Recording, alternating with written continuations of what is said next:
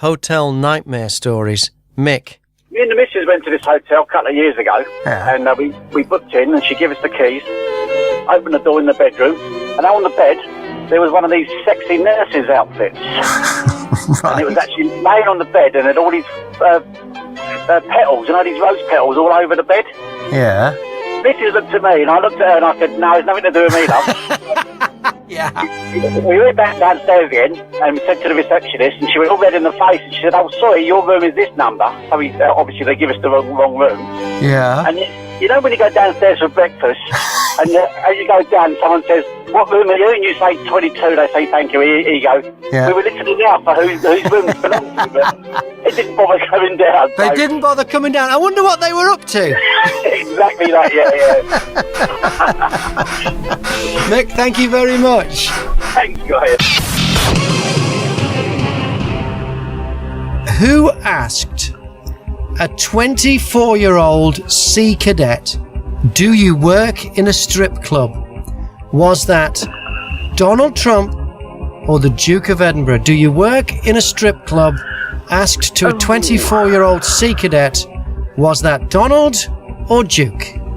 Well, it's a bit seedy. And Donald Trump's a bit seedy. Yes. I'm going to go Donald. You're saying Donald said that. It's the wrong answer. The correct answer is the Duke of Edinburgh. He said this is here. It was in 2010. He was talking to Elizabeth Rendell, a 24-year-old Barnstable sea cadet. He said, do you work in a strip club? Priceless. London's going to sound a bit different, isn't it, for the next 4 years? Oh, you're talking about the bells in Big Ben? Yeah. We're not going to hear the sound of that bell for 4 years. Yeah, 4 years. It's being fixed. Something broken with it. I don't know. They're spending millions of pounds, aren't they, on redoing it? Yeah, and they're going to silence Big Ben. God,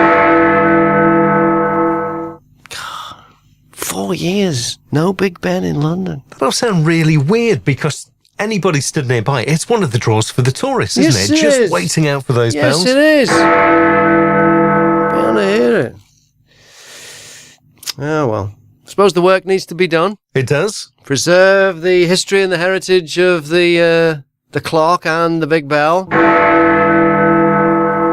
Good news for headline writers, too. Why is this? Well, they can finally use that headline they've been sitting on that they thought they were going to use on a story about Boris Johnson. Mm-hmm. Westminster Bell End.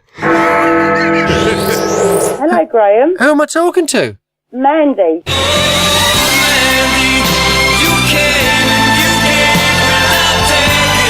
You know what? I'm listening to you. I've been listening to you, and you're with your best friend now, aren't you? Who's that? There's two of you on air now, aren't there? Oh, Chris Hubbard. Yeah, he's a good bloke. Yeah. I'm like, oh my God, my babies are together. Seriously, I've loved you two for a long time, and I'm like, oh my God, they're together now. Because I can hear you, and I rung you, and when I rung you, one of the times, it was like, I could hear you on air, and I was like, whoa, yeah. I just want to say, I miss you. You miss me? What? You don't need to miss me. I'm on every morning between 6 and 9. Oh, do you know what? You make me laugh. You make my day, you make my week, you make my year. And the fact that you two are on together, and I know you're on together because I do listen to Bob at work sometimes. I go to work, put the radio on, but I know you're both together now. It's like made me happy. All right. Well, thank you very much, Mandy.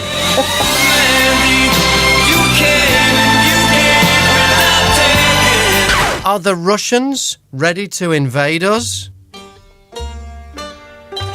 There was a Russian submarine in the English Channel on the weekend. The Royal Navy ship HMS Somerset spotted it off the east coast of the UK on Friday morning and followed it through the Strait of Dover. Last month, Somerset's sister ship HMS Sutherland escorted 2 Russian warships that sailed close to UK waters. And the Russians keep doing this. RAF jets keep getting scrambled to keep an eye on Russian military planes that fly close to the UK. In February, Typhoons were deployed to monitor 2 nuclear-capable Tupolev Tu-160 Blackjack bombers. A lot of people are worried about what the Russians are up to. Well, if they're trying to mount a sneak attack, they're rubbish at it. Their planes always fly past in daylight. And that submarine was spotted on the surface. All Vladimir Putin is doing is showing off. Those planes and this submarine wanted to be seen. They were posing. That wasn't a periscope. That was a middle finger. Houseguests from hell. June in Toxteth, you've had one. Oh yes, it's my brother John.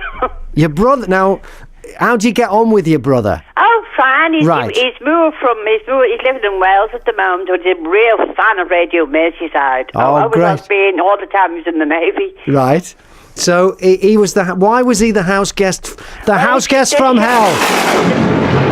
The ship came into Liverpool. Yeah. And he turned up. We had a pub out in Council Farm, and he turned up with all the shipmates, which was good custom for us, like Bob. You know, we brought loads of shipmates. Yes. And he got that drunk that my husband put into bed.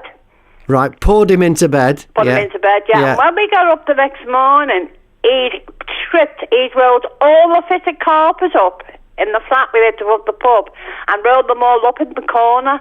And he not only did that, but when we woke up, he put himself in bed with me and my husband.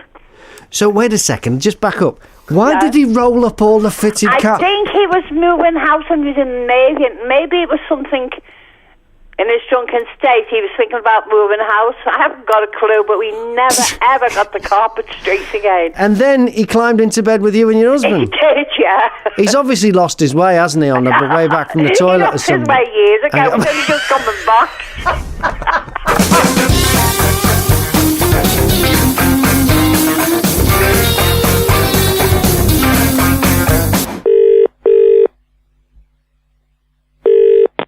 Hello? Happy birthday to you. Happy birthday to you. Happy birthday, dear Leslie. Happy birthday to you. Oh, thank you very much, Graham. Now, how old are you today? 65. 65? Goodness me. Now, tell me a little bit about yourself. What are you into? Well, I've bought a bicycle for my birthday. A bicycle? Yes. Well, I think I've got enough to work with for a birthday song. Are you ready? yeah. And it's 65? Yeah. Okay, well... Today is Leslie's birthday. She's the lady that I like. Today is Leslie's birthday. You'll see her on her brand new bike. Today is Leslie's birthday. Happy birthday, Leslie. You're 1, 2, 3, 4, 5, 6, 7, 8, 9, 10, 20, 30, 40, 50, 60, 5 today! Yeah! Yes, we're going to a party. Yes, we're going to a party. Yes, we're going to a party, yeah. Thank you very much. Have the best day, Leslie. Thank you. I'm talking about hotel stories this morning. And you've stayed in a dodgy hotel. What's the story? Piper, you booked a hotel in Brighton for a dirty weekend with you and Doug. I booked this place that I'd found on the internet, and I thought it would be all right. And of course we got there, and it looked quite grotty from the outside. We walked past all these really nice hotels and we're thinking, oh, this should be okay. And then we got to this one and it looked grotty from the outside. And we went in, and the guy behind the counter was wearing like one of those string vests that Bruce Willis wears in the Die Hard movie. And a neck brace. Right. And was just really surly. And we went up to the room, and it was just sort of full of furniture that you'd probably find in a junk store. And it sort of smelt. And there was blood on the duvet. No. Yeah. And I just said, I don't think I can stay here. This is horrible. And I was so impressed by Doug. He was so manly. We strode down the stairs and he said, "I'm sorry, but this place doesn't come up to our standards. We're leaving." And we went and found somewhere else. And I just swooned. Wow, that is just horrific. Someone's been murdered in there. Probably, or maybe they just cut themselves shaving. I don't know. Well, yeah, I'm going with murdered. All right. Thanks a lot, Piper. Cheers. Bye.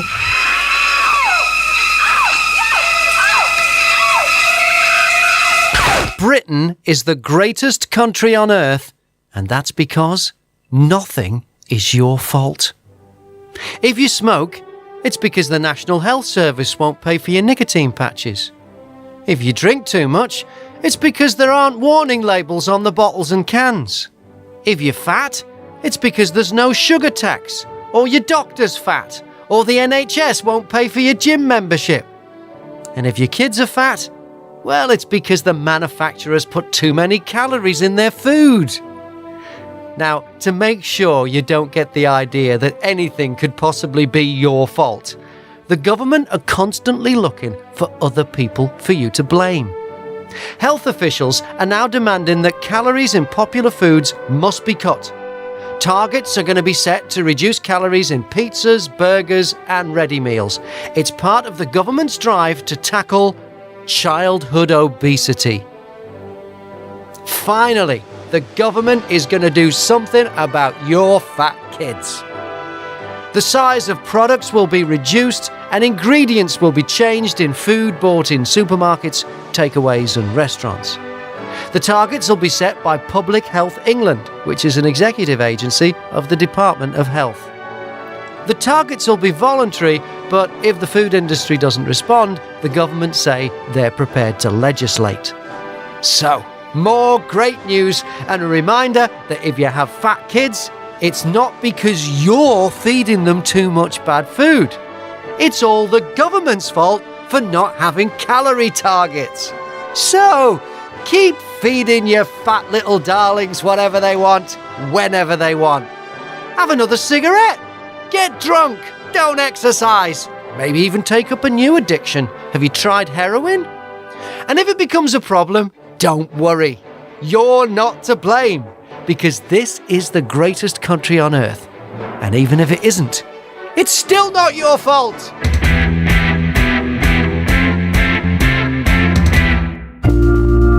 Let's talk about weddings now, because there was a couple went for their wedding photographs at a Lancashire beauty spot.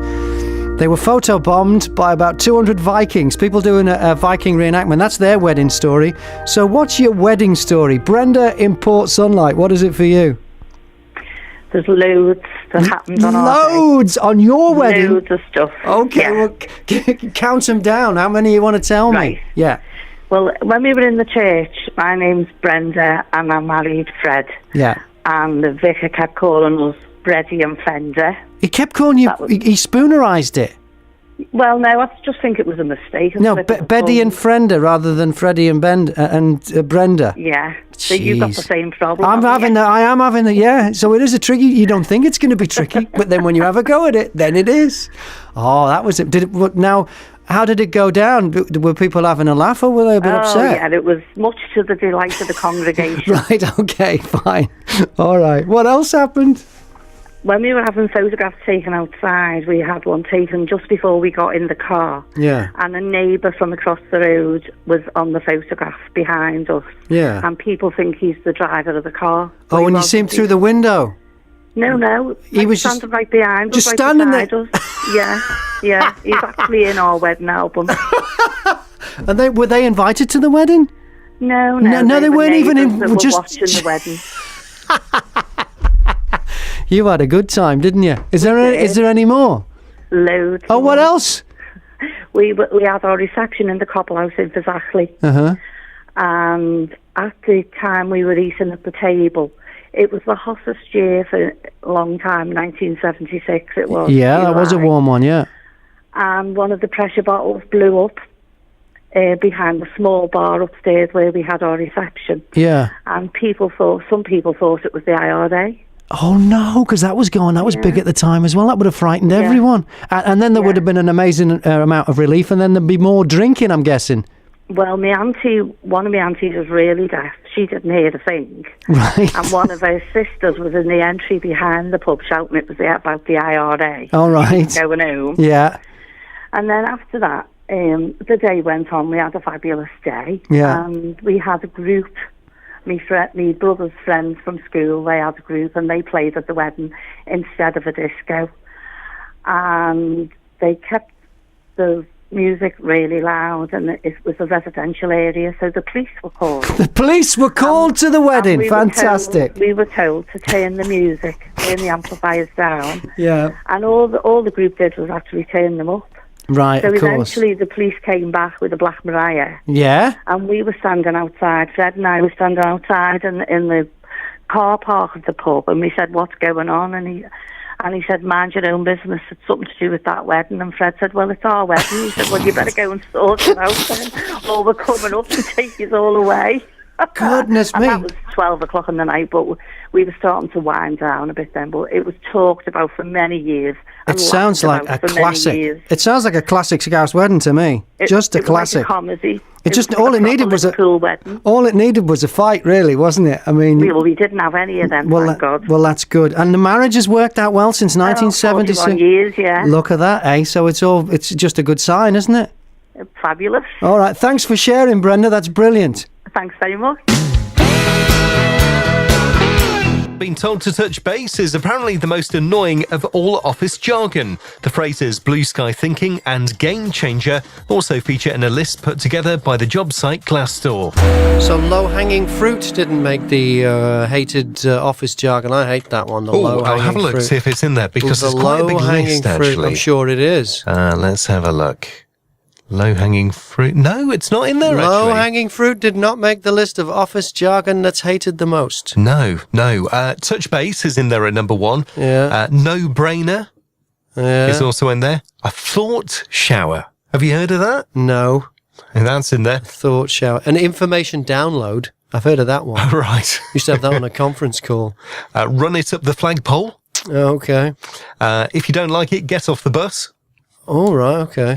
Mission statement is in there as well. Yeah. Loads of places have these mission statements. It's just people who don't know what they're doing. Yeah. And so they latch on to these stupid phrases. Yeah. There's a place I used to work at came up with this massive long slogan, which is plastered on the wall of every single radio station now. It's ridiculous. Oh, well, I worked for a radio group, and they came up with quite a short slogan, but they gave it to everybody on a little card, and it was, "We love new." Oh, yes, I remember that. You had that? We had that. You had that. You worked for them as well? Yeah, I did. GWR? Yeah. Yeah, they owned about 35 radio stations. And had We Love New. But every time you pitched them a new idea... it got thrown out. Yeah. It's like they even did a We Love New competition, right? Yeah. You tell me whether this is... Anyway, they had this thing. They said, right, whichever radio station comes up with the best idea, they will win the Fluoro fridge. And the Fluoro fridge was a fridge that was full of like drinks and snacks, and it would go in your lunchroom, and it would always be full. I remember this. The Fluoro fridge. Yes. Okay? Yeah. You remember this I remember the general excitement surrounding it. Around the Fluoro fridge. Yeah. Right? And they wanted the best brand new idea, cutting edge new idea. So I came up with this new idea. I said, this is what we do. We find somebody in the local area that needs a kidney transplant. And then we find them a donor on the air. And I looked into it, and it's illegal to do that. Oh, you're not allowed, unless it's a family member. You can't donate a kidney unless you've died and you're on the donor list. Right. But a living person cannot donate to another living person, stranger. However, it's not illegal in India, right. Which made it even better. Okay. I said, right, we find somebody who needs a life-changing kidney transplant in the local area. Yeah. And we find somebody who is willing to donate the kidney, and the person who is willing to donate the kidney wins an all-expenses-paid trip to India. with the person who needs the kidney. Yes. And we have the work done in an Indian hospital. Yeah. Officially. And we pay for it all. And, you know, and I even had a name for it. The tandoori transplant.